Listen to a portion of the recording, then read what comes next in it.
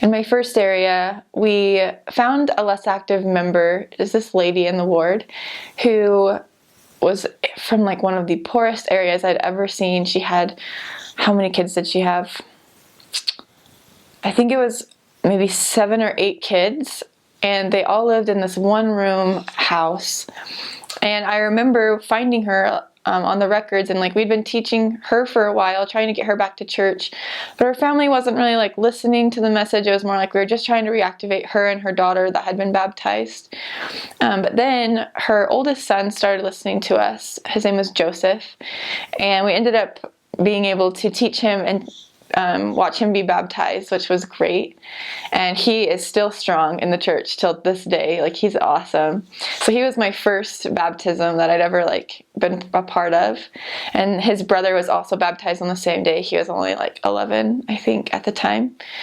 But then eventually we taught his whole family, like the dad would sit in and listen, and he like could raise his hand and he knew all the answers to the questions. There was the 15-year-old boy could like quote the entire Joseph Smith story. He'd heard it so many times, being taught to his other siblings. So he finally decides to get baptized as well, and like we ended up, all of their kids got baptized except for the youngest 2 who weren't 8 yet. But the dad like would not budge. He was just like, I believe everything. I know it's all true. I just don't want to go to church, and I don't want to stop smoking.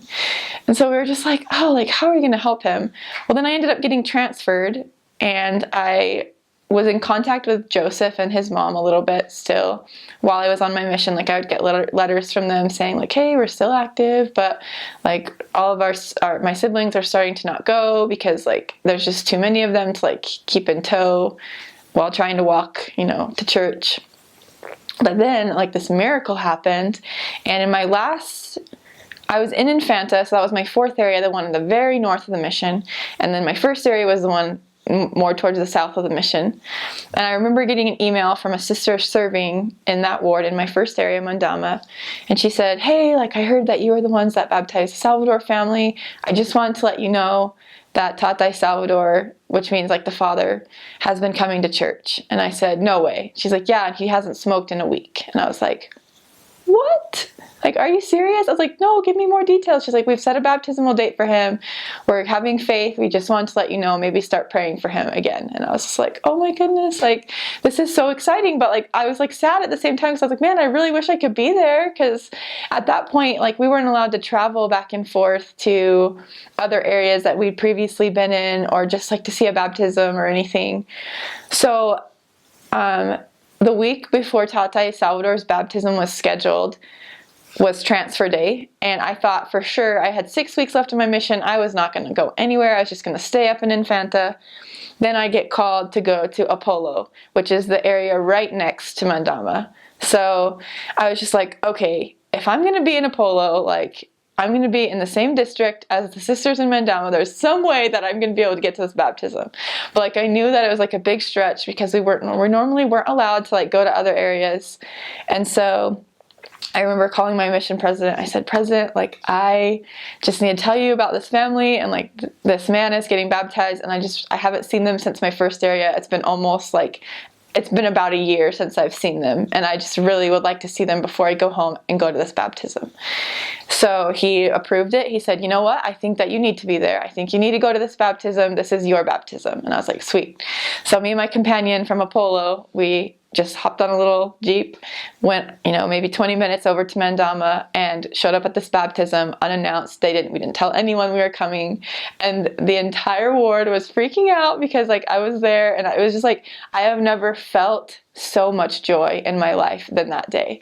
Like getting to be reunited with this family that I had met and baptized, most of them like at the very beginning of my mission. And then for them to also see that I could speak their language. Like before I couldn't, I was struggling like the whole time trying to teach them. But then like a year later, I was maybe 4 weeks away from going home, and I was like fluently speaking to them about life and just how they'd been. And the dad, Tatay Salvador, gets up to bear his testimony after his baptism, and he like thanks the sisters that taught him, and then he thanks me for like having influenced him so long ago. And he said like basically I planted this like seed in him that he like just didn't, he couldn't get it out of his head. And like he'd written me a couple of letters as well saying like, I'm never going to get baptized, but thanks for the letter. Like, you're pretty cool. Like, I'm glad we're friends type stuff. And so it was just interesting that he had, I don't know, kind of softened his heart by that point, like right before I was going to go home, because I felt like it was like God's gift to me almost, just showing me like, hey, you did a really good job. Like, you did change like people, and you really helped like bring the church into their lives. And it was just cool to see that. It was like the happiest day of my life for sure. There was one family that we found in my third area of San Augustine, and they lived like pretty far up into the mountains. And I think what had happened was right before I got there, the parents of this family had gotten baptized. So all of their kids were grown though. Like, so I don't want to make it seem like it was like this cute little family. Like, it was like this older couple. They were maybe in their 60s, and then they had kids that were like 30, 20 something. And then their youngest was about 21 or 22. And some of them like still kind of lived together down at like the base of the mountain. And so we ran into them tracting, which was actually really interesting, and found out that their parents were the ones that had just gotten baptized like the week before. We're like, oh, like your parents are actually a member of our church now. They're like, really? Like, that's so weird, you know? And so we started teaching them, and ended up that this lady, she got baptized, and then her brother got baptized too as a 21-year-old. And I guess it's like not like a super like cool, like, wow, like something amazing happened. But what was amazing to me was that this 21-year-old male, Sammy is his name, got baptized, and then was called as the young men's president of the ward.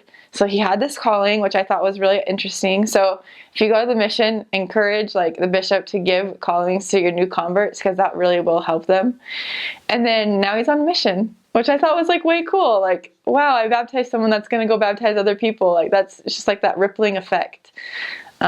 So that's really cool. He is actually in I can't remember what mission it is. It's one of the central missions, I think, of the Philippines. But anyways, it doesn't really matter where. It's just really cool that he like was so willing to go on a mission right from when he got baptized. Like, we taught him about missionary work maybe like right after he'd been baptized, and he's like, oh, I want to be just like you sisters. Like, I want to do that. And so like throughout the rest of my mission, I think I had like maybe 8 months left after he got baptized. I would just send him like encouraging letters and like pictures from my mission. And I sent him a tie at the very end of my mission because I just thought it would be really fun. And now he has it on his mission, and he's just like, guys, like my sister gave this to me, you know? And so it's like really cool just to see the effects that you can have on people, and how like, not only is like, it definitely wasn't me that like did that. It was like Heavenly Father telling him like, hey, like you're going to be a good missionary. So Heavenly Father like was the one that motivated him to like go, because I don't think he would have done it had it not been for like the Spirit that was so rich in his life at that point. So that was like really cool. A lot of the time I feel like some missionaries go in thinking that this is just going to be a vacation to a really cool like spot, but really a mission is way more difficult than anyone would really know unless they've done it, you know? And I feel like, at least for me, I did hit a point at maybe the first like 3 months of my mission where I struggled in finding my purpose.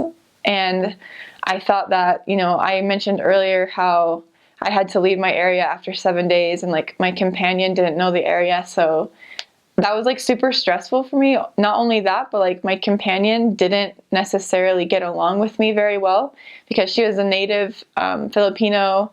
She didn't really speak English to me ever. And so I just felt like there was a very big disconnect.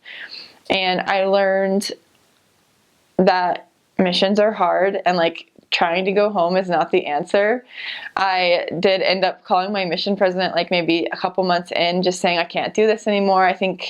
I really just don't think this is for me. Like, I can't do this. My companion hates me.